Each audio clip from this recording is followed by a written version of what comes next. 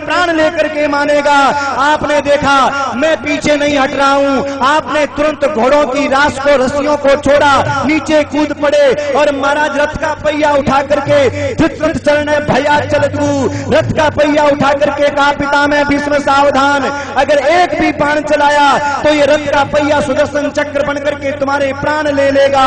धरती कांपने लग गई। अर्जुन को होश आया, अर्जुन ने बाहों में भर लिया, भीम ने बाहों में भर लिया और कहने लगे प्रभु हमें मर जाने दो, हमारे लिए प्रतिज्ञा मत तोड़ो, हमें मर जाने दो, हमारे लिए प्रतिज्ञा मत तोड़ो। आपने कहा मेरी कोई प्रतिज्ञा नहीं है, मेरी एक ही प्रतिज्ञा है, भले मेरी टूट जाए मगर मेरे भक्त की प्रतिज्ञा नहीं टूटनी चाहिए।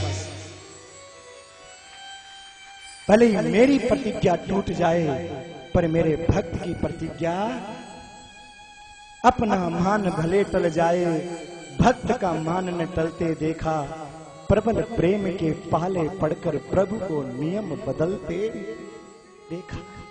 क्यों? क्योंकि मैं भक्तन को दास भगत मेरे मुकुट मणि। पितामह भीष्म कहते हैं प्रभु आज भी वो दृश्य मुझे याद है, मैंने बाण चलाए आपके ऊपर और आप मुझे दर्शन देने के लिए आए हो।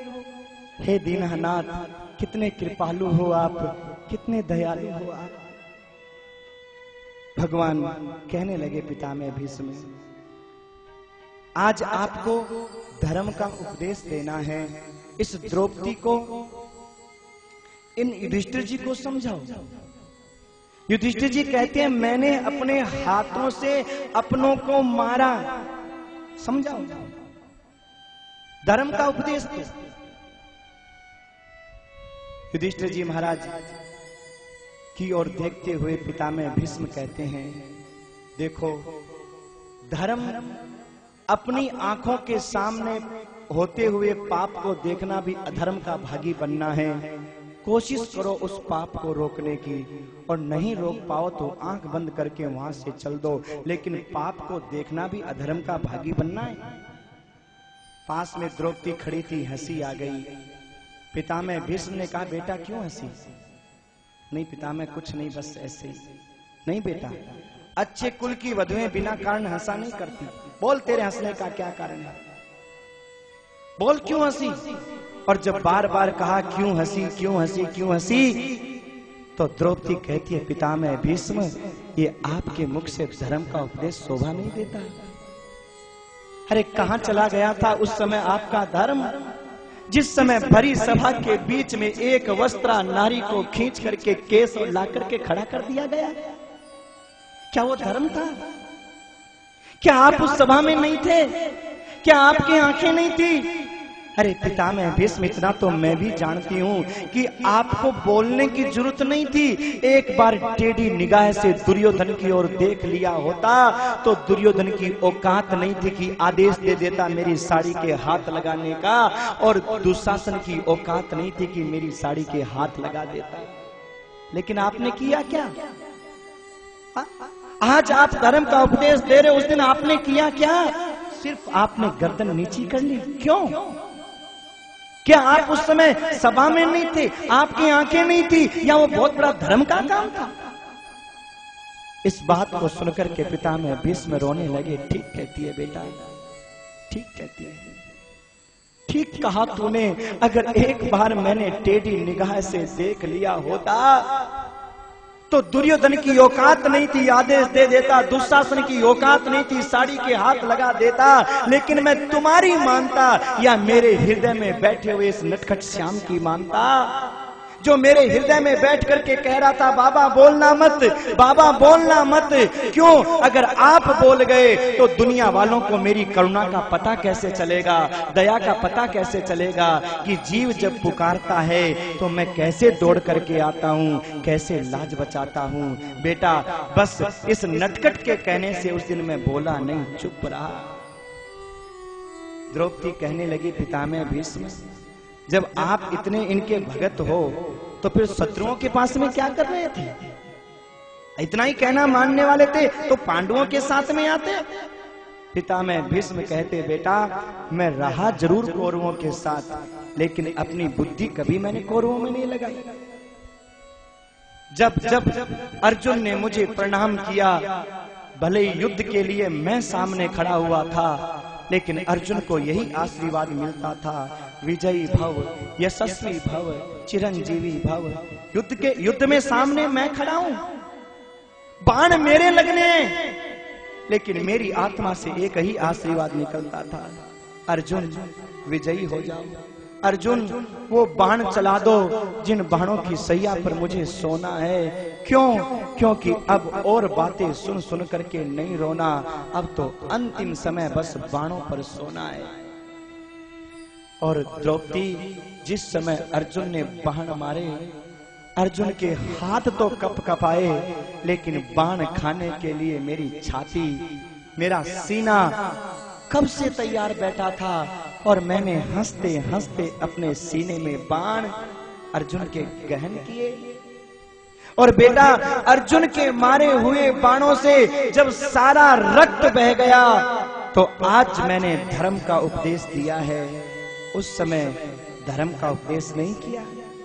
बेटा, अगर मुझे दोषी समझती हो तो मुझे माफ करना। नहीं पिता, मैं ऐसी बात नहीं, गलती मेरे से हुई है, मैंने आपको गलत समझा, मैंने ऐसा बोला नहीं। बेटा, बोल दिया, अच्छा रहा, नहीं तो जीवन भर मुझे दोषी मानती रहती। और इसके बाद सजनों, पिता में भीष्म अपनी प्राण ज्योति भगवान में समाहित करते हैं। अब पुष्प तो कहां से लेकर के आए? पुष्प काग्र छंद से भगवान की सुंदर दिव्य स्तुति की, और स्तुति करने के बाद में महाराज भगवान के चरणों में अपनी प्राण ज्योति को समाहित कर देते हैं। बोलो भक्तवत्सल भगवान ही। भगवान द्वारिका में आते हैं, द्वारिका में भगवान का सुंदर स्वागत होता है। अर्जुन भगवान से मिलने के लिए आते हैं, पीछे से परीक्षित का जन्म होता है, नाम हुआ विष्णुराज। परीक्षित नाम क्यों पड़ा? परितः इच्छितम, जो पैदा होते ही महाराज इधर उधर देखे, परीक्षा करे कि जिसने मेरी गर्भ में रक्षा की वो कहाँ है, उसका नाम परीक्षित। नाम था विष्णुराज, नाम हो गया परीक्षित। परीक्षित कौन? बोले जिसकी गर्भ में रक्षा भगवान करे उसका नाम परीक्षित। और सजनों, हम सब की रक्षा गर्भ में भगवान करते हैं, यानी हम सब परीक्षित हैं। परीक्षित महाराज दिग्विजय करते हैं, बहुत सुंदर जन्म होता है परीक्षित का। जन्म होने के बाद धीरे धीरे परीक्षित बड़े होने लगते हैं। इधर अर्जुन भगवान से मिलने के लिए गए, लौट करके आए तो बड़े उदास हैं। युधिष्ठिर जी ने कहा, अर्जुन क्या हुआ, इतने उदास क्यों हो? तो युधिष्ठिर कहता है, अर्जुन कहते हैं, क्या बताऊं भैया, वंचितो हम महाराजा, वंचितो हम महाराज, हरिणा बंधुरूपिणा, येन मे बहितं तेजो देव विषमापनम महत। भाई, जैसे कोई धनिक का मित्र ठग बन करके उसका सारा धन हरण करके ले जाए, ऐसे ही भगवान श्री कृष्ण हमारे मित्र बने और हमारा सर्वस्व लेकर के चले गए। ये न मेप हितम तेजो कहने का मतलब क्या है कि भगवान श्री कृष्ण ने अर्जुन को गीता सुनाते समय कहा था, अर्जुन जब अंतिम समय में धरती को छोड़ करके जाऊं तो तू मुझे छूना मत, मुझे छूना मत। और सजनों, जब प्रभासक क्षेत्र में भगवान एक पेड़ के नीचे बैठे हुए अपनी अंतिम श्वासें महाराज अंतिम जब जाने की तैयारी कर रहे थे, भगवान एक पेड़ के सारे बैठे हुए, और अब भगवान को अपने गोलोक धाम जाना है, रवाना होना है। उससे पहले महाराज अर्जुन आते हैं और अर्जुन को भगवान ने पास में बुलाया, अर्जुन देखो मेरे से बैठा नहीं जा रहा, थोड़ा सा सहारा दे करके बिठा दो ना। अर्जुन को भगवान की बात याद आई, नहीं नहीं प्रभु नहीं। क्यों? बोले आपने मुझे कहा था कि मुझे छूना मत। अरे अर्जुन, उस दिन भी मैंने कहा था, आज भी मैं कह रहा हूं, मुझे बड़ी तकलीफ हो रही है अर्जुन, थोड़ा सा बिठा दो ना। नहीं प्रभु, नहीं बिठा सकता। क्यों? आपने मना किया था। अर्जुन, मैंने तुम्हारे लिए क्या नहीं किया? तुम्हारा रथ चलाया, घोड़ों की सेवा की, तुम्हारा सारथी बना, कितने लोगों से बचाया, आज थोड़ी सी मेरी सहायता नहीं कर सकते? अर्जुन रोते हुए कहते, नहीं प्रभु नहीं, मैं आपको छू नहीं सकता, आपने मुझे मना किया, नहीं छू सकता। ठीक है अर्जुन, मैंने हाथ से छूने के लिए मना किया है, लेकिन गांडीव धनुष से तो छू करके बैठा सकते हो ना, उसके सहारे से बिठा दो। और जैसे ही महाराज गांडीव धनुष के सहारे से भगवान को बिठाने लगे, भगवान ने महाराज अर्जुन का तेज छीन लिया, गांडीव धनुष का तेज छीन लिया, अर्जुन निस्तेज हो गए, गांडीव धनुष निस्तेज हो गया। और सजनों, वही बात यहाँ लिखी है, ये न मेप हितम तेजो, कि भगवान ने हमारे तेज का हरण कर लिया। और सजनों, जब वहां से लौट करके आए अर्जुन, और वो द्वारिका की गोपियों को लेकर के जा रहे थे, भगवान कोल भील बन करके अर्जुन गोपियों को लूट लेते हैं, अर्जुन कुछ नहीं कर पाते। क्यों? क्योंकि सजनों, ये कथा शिक्षा देती है, इंसान को कभी अभिमान नहीं करना चाहिए। क्यों? बड़ा इंसान नहीं, बड़ा समय होता है। इंसान का क्या बड़ा और समय बड़ा बलवान, भीलन लूटी गोपियां, वही अर्जुन वही बाण। अर्जुन बोले, प्रभु हमारा तेज हरण हो गया, अब क्या करें? युधिष्ठिर जी ने कहा, अब नहीं रहना हमें यहाँ। परीक्षित को राजगद्दी दी, स्वर्गारोहण कर गए। कुंती माता ने तो उसी समय शरीर छोड़ दिया था। पीछे से परीक्षित ने दिग्विजय की, और दिग्विजय करने के बाद महाराज एक दिन की बात है, एक दिन क्या देखते हैं, एक काला काला पुरुष एक पैर पर खड़े हुए बैल को लातों से मार रहा था महाराज। दे लात दे लात दे लात, लातों से मार रहा था। उस काले काले पुरुष को देख करके और बैल के ऊपर अत्याचार देख करके तलवार निकाल ली परीक्षित ने मारने के लिए। मेरे राज्य में इतना बड़ा अत्याचार, गाय के ऊपर, वृषभदेव के ऊपर तलवार निकाल ली मारने के लिए। पर मन में विचार किया, पहले उससे तो पूछूं जिसको ये सजा दे रहा है कि है कौन। अरे भाई, तुमको ये जो लात मार रहा है, ये है कौन?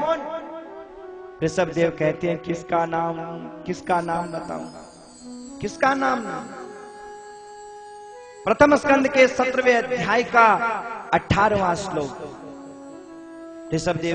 ऋषभदेव कहते हैं कि न वयम क्लेश बीजानी यदेषु पुरुषर्षभ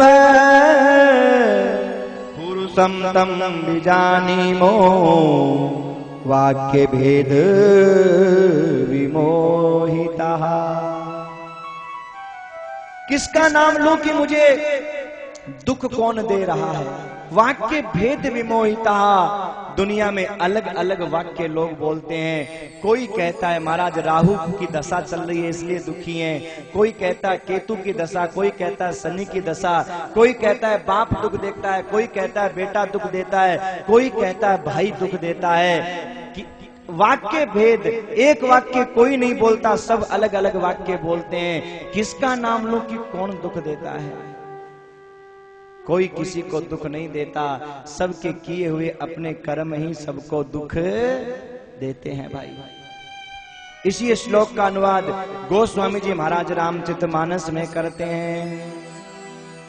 काहू न को सुख दुख करे दाता, काहू न को सुख दुख करे दाता, निज कृत कर्म भोग सब भ्राता, निज कृत कर्म भोग सब भ्राता, कौन काहू सुख दुख कर दाता, कौन काहू सुख दुख कर दाता, निज कृत कर्म भोग सब भ्राता, निज कृत कर्म भोग सब भ्राता, कोई किसी को दुख नहीं देता, कोई किसी को सुख नहीं देता, सब अपना अपना किया हुआ कर्म।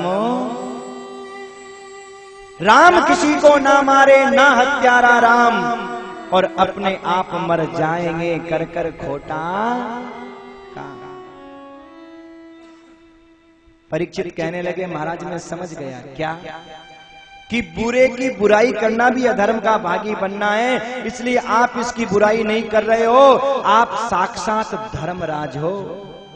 प्रिसो ही भगवान धर्म हो, आप धर्मराज हो। मैं आपके चरणों में प्रणाम करता हूँ, इस दुष्ट को मैं छोड़ने वाला नहीं हूँ। तलवार निकाली मारने के लिए, और जैसे तलवार निकाली वो शरण में आ गया, त्राहि माम रक्ष माम रक्ष माम। और सजनों, हमारे यहाँ शरण में आए हुए को अभय दान दिया जाता है। ये भारत की परंपरा हमेशा से रही है, हिंदुस्तानियों की परंपरा हमेशा से चली आ रही है। हमारे दूसरे देश हिंदुस्तान की इस दया को कायरता समझते हैं, लेकिन सजनों ये हिंदुस्तान की कायरता नहीं है, ये हिंदुस्तान का बड़प्पन है कि शरण में आए हुए बड़े से बड़े अपराधी को भी महाराज क्षमा किया है। पृथ्वीराज चौहान नाम सुना होगा, मोहम्मद गोरी 17 बार हारा, 18वीं बार छल से दुष्ट वो पकड़ करके ले गया, दोनों आंखें फोड़ दी, और महाराज आंखें फोड़ने के बाद में कहा, अरे ओ हिंदुस्तान के शेर क्या कर सकता है। पृथ्वीराज चौहान ने कहा, हिंदुस्तान का शेर जब तक खून में एक एक कतरा है तब तक पहले के जैसे ही दहाड़ता रहेगा, और जो पहले कर सकता था वो भी अभी भी कर सकता है। अच्छा, वो निशाना अब भी लगा सकते हो? बोले हाँ। हाथ में महाराज निशाना लगाने के लिए बाण दे दिया, धनुष दे दिया। एक तवे पर निशाना लगाना था, उसका जो साथी था चंद बरदाई जो भाट था, उसने कहा, चौहान ये छोटे मोटे तवे को क्या मारना है, इस दुष्ट को दिखा दे, मारना है तो इस दुष्ट मोटे तवे को ही मार, खत्म कर झंझट जाने से पहले, ताकि ये भी याद रखे कि हिंदुस्तानी जब तक दया करते हैं तब तक दया करते हैं, और जब अपने पर आते हैं तो सामने के प्राण भी छीन लेते हैं। हिंदुस्तान की दया को कायरता कभी मत समझना। पृथ्वीराज चौहान ने कहा, बता कितनी दूरी के ऊपर बैठा है, कितना खींच करके बाण मारूं कि उसी के सीने में जाकर के लग जाए। तो सजनों, आज तो फीते से नापने के बाद भी नाप गलत निकल जाता है, लेकिन चंद बरदाई ने आंखों से नाप दिया कि 4 बांस 24 गज और 8 अंगुल परमाण, और मार मार मोटे तवे तू मत चूके चौहान।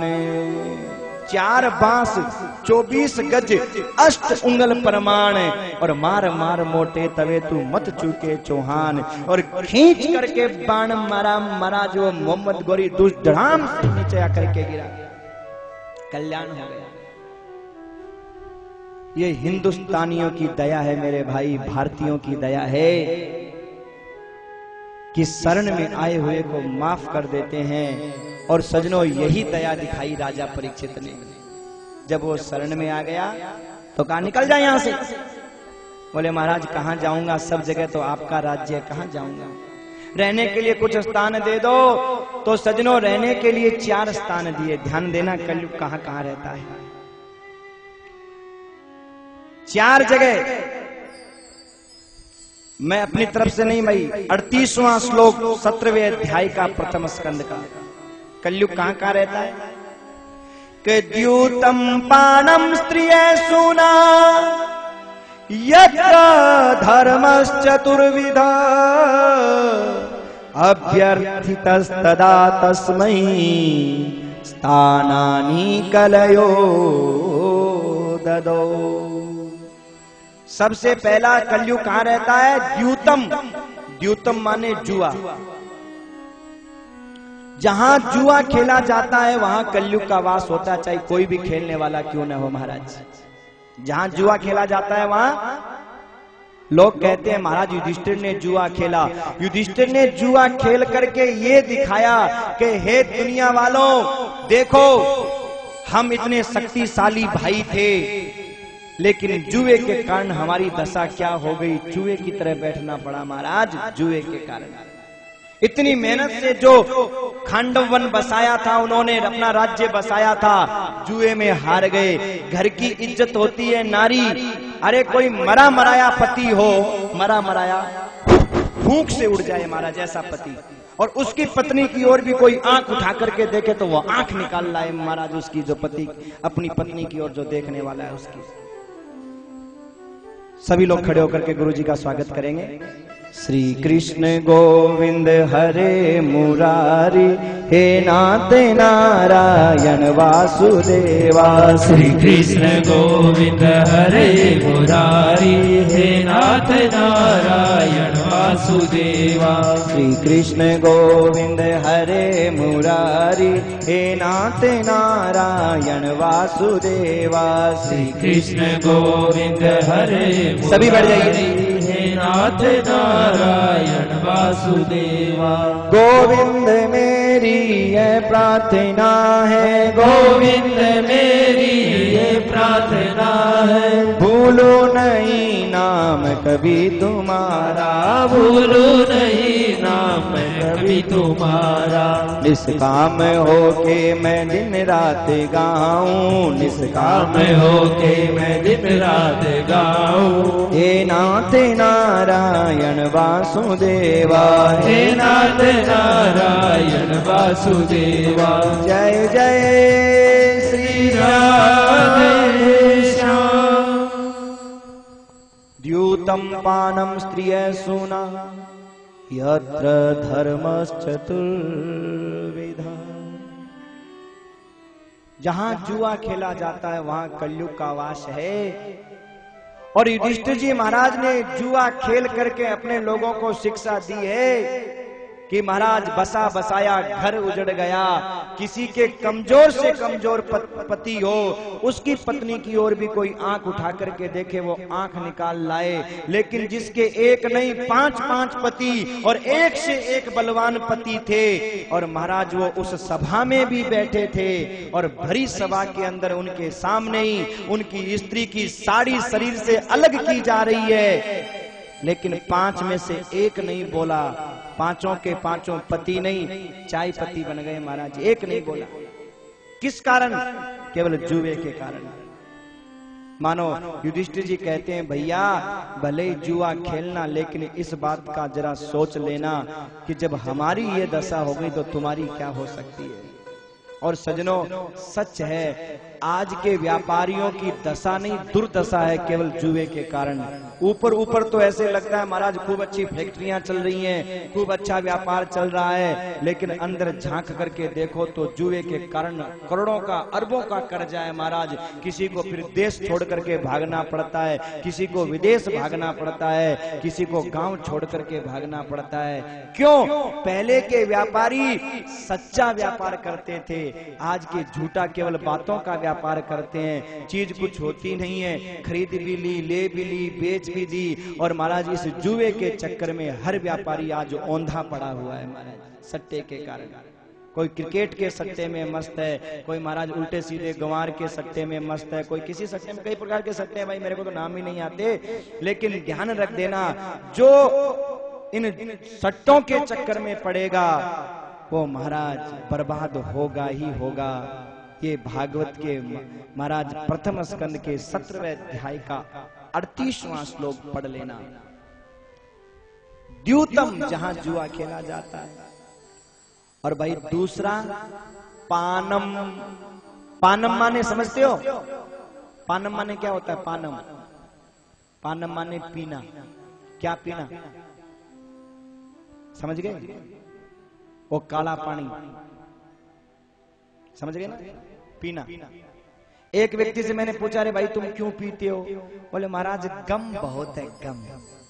अच्छा, तो बोले गम को भुलाने के लिए रम पीते हैं। गम को भुलाने के लिए रम पीते हैं। मैंने कहा वारे होशियार, गम को भुलाने के लिए रम। सजनों पहली बात तो कोई गम पीने, रम पीने से गम भूलता नहीं है, ध्यान देना।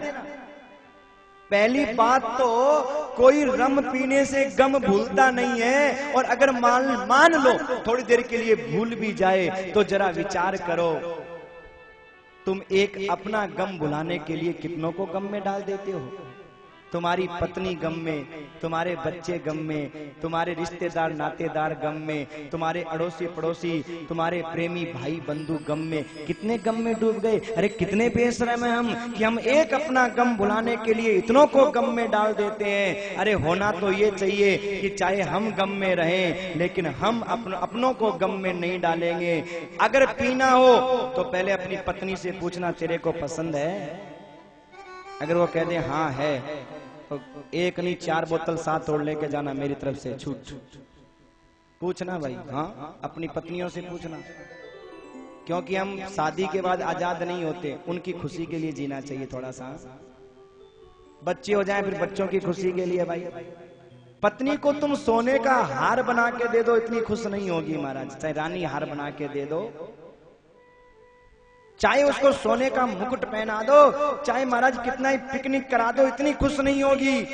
तुम्हारे अंदर अगर ऐसी कोई गंदगी है, बुराई है, तो कभी शादी की सालगिरह पे उसको बोलना, चल इस शादी की सालगिरह पे मैं ये छोड़ता हूं, तेरे को गिफ्ट में देता हूं आज के बाद। देखा, सारी पत्नियां खुश हो गई भाई। अब किसी का पति पीता होगा तो मन मन में सोच रही है, हे भगवान उसको अक्ल आ जाए। सजनों, स्त्री की मजबूरी होती है कि वो पति के पास में बैठती है, मजबूर है, क्या करे, बोलती है। भयंकर बदबू भी आती है तो ऐसे कर लेते, पर करे क्या। ऐसा काम कभी मत करो भाई जिससे तुम्हारे बच्चों को समस्या हो, तुम्हारी पत्नी को तकलीफ हो। अरे राम जी महाराज जंगल में भी गए तो अपनी पत्नी का कितना ख्याल रखते हैं महाराज। वहां सोने चांदी का हार तो नहीं बना के पहना सके, लेकिन अपने हाथों से फूल तोड़ करके लाए, माला बनाई और सीते ही पहराए प्रभु सादर, आदर के साथ माला पहरा रहे हैं। अरे तुम माला तो नहीं पहना सकते, कम से कम उल्टा सीधा नशा करके उसको दुख तो मत दो भाई, गम तो मत दो। क्योंकि कोई पत्नी नहीं चाहती पैसा कम कमा लो चलेगा महाराज, एक सब्जी खा लेंगे चलेगा, लेकिन उल्टा सीधा नशा। क्योंकि कई लोग कहते हैं महाराज हमारे अफसर बैठते हैं, क्या बताएं काम ही ऐसा रह गया अफसरों से मिलना जुलना। तो जो काम चेक से नहीं हो सकता वो एक पैक से हो जाता है। लोग देखो आदत, देखो कैसी कैसे लोग बोलते कैसे, जो काम चेक से नहीं हो सकता वो पैक से हो जाता है। अरे धूल तेरे पैक को जो जिंदगी खराब कर रहा है। अरे अपनी पत्नी से लुगाई से बढ़कर कोई बड़ी चीज है, बच्चों से बढ़कर कोई, बच्चे ही नहीं हो पत्नी नहीं हो तो अफसर चूल्हे में पड़े महाराज, किस काम के अफसर, किस काम का पैसा। तो जीवन में सजनों संकल्प ले लो।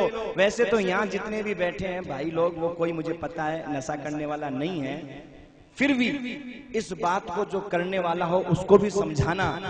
और जो यहाँ अगर कोई है नहीं, फिर भी अगर कभी कभी शौक में, कई लोग होते हैं ना शौक में ले लेते हैं, हम शौक में भी लेने वाला हो तो महाराज ये शौक पैदा करने वाली चीज शौक में भी मत लेना, नहीं तो ये शौक पैदा करने वाली है, भाई बंधुओं को दुख में डालने वाली है। सजनों आदमी भूल जाता है इसको लेने के बाद। क्यों? यहाँ साफ लिखा कलयुग सवार हो जाता है। लेने के बाद में वो खुद स्वतंत्र नहीं है, खुद कुछ नहीं बोलता है, फिर तो कलयुग माथे पर बैठ जाता है और महाराज कलयुग सब कुछ बुलवाता है। 38वां श्लोक पढ़ लेना 17वें अध्याय के प्रथम स्कंद का, अगर आपको मेरी बात पर विश्वास नहीं होता तो उसमें लिखा हुआ है शराब पीने वाला व्यक्ति जब कलयुग बैठ जाएगा तो वो खुद कुछ नहीं बोलेगा और फिर भूल जाएगा कि माँ खड़ी है, कि बहन खड़ी है, कि बेटी खड़ी है। महाराज पता नहीं क्या क्या बक देगा और बकने के बाद सुबह जब होश आएगा तब महाराज कहेंगे मैंने तो कहा ही नहीं ये बात, मैं कह ही नहीं सकता ऐसी बातें, क्योंकि वो कलयुग सवार हो जाता है।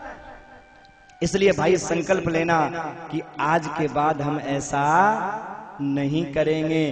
क्या करेंगे? बोले महाराज जी ने कथा सुनाई है तो दक्षिणा, आप कहोगे दक्षिणा तो महाराज वो देंगे। अरे वो अपनी जगह है महाराज, सबसे बड़ी दक्षिणा पता है क्या है? पैसा नहीं, पैसा तो है इसलिए दे देते हैं कि भाई बिना पैसे काम नहीं चलता, चलो ठीक है। पैसा तो यज्ञ की पत्नी का नाम दक्षिणा है, इसलिए भाई चलो यज्ञ किया दक्षिणा दे दी, वो दक्षिणा नहीं। सबसे बड़ी दक्षिणा क्या है? हमारे अंदर जो बुराई है, कोई नशे की, पते की, हमारे अंदर जो ऐब है, अगर भाई 7 दिन कथा सुनने के बाद वो कोई संकल्प करके दे दे कि ठीक है आज के बाद हमने ये दक्षिणा दी, गारंटी की बात है महाराज, उससे बड़ी कोई दक्षिणा नहीं हो सकती। भगवान के दरबार में सबसे पहले उसका नाम लिखा जाता है, चाहे करवाने वाला आयोजक कोई हो। जिसने कथा में ये दक्षिणा चढ़ा दी, तो 7 दिन कथा सुन रहे हो, तैयार रहना अपने अंदर कोई महाराज ये, कई लोग तो गुटखा खा खा के महाराज दांत खराब करके बैठे हैं, कई लोग हमारे उल्टा सीधा, और लोग